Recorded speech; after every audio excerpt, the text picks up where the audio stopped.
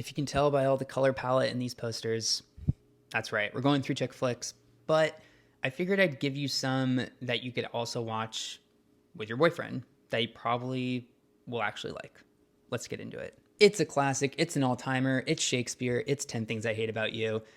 It, what is there to say? He will love this movie. It is fantastic. I think that the soundtrack is amazing and it shows what a sunny Seattle looks like. So, it's basically a fantasy film. I'm going to write a line with a couple of these movies, but I think there's something about Mary as a total chick flick film. It's about getting the girl that you were always dreaming of being with, and Cameron Diaz is so funny here. And there's an opening scene in this movie that is just like, you're either going to vibe with it or you're not, but he will definitely love it. Maybe if a guy that's like more in touch with his softer side, I think Never Been Kissed also has a great soundtrack, and it's kind of peak Drew Barrymore in a very interesting relationship with her teacher. But nonetheless, it has all the feels, and I'm sure he'll feel it too.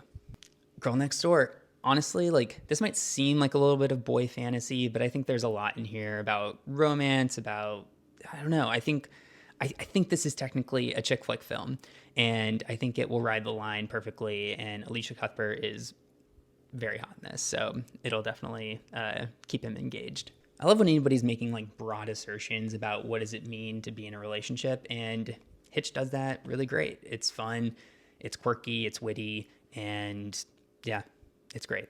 If he likes action and has not seen this is sexy, action, fun, and both of them are great. And if you like this, I guess you could check out also the Amazon Prime show. But I think this is better.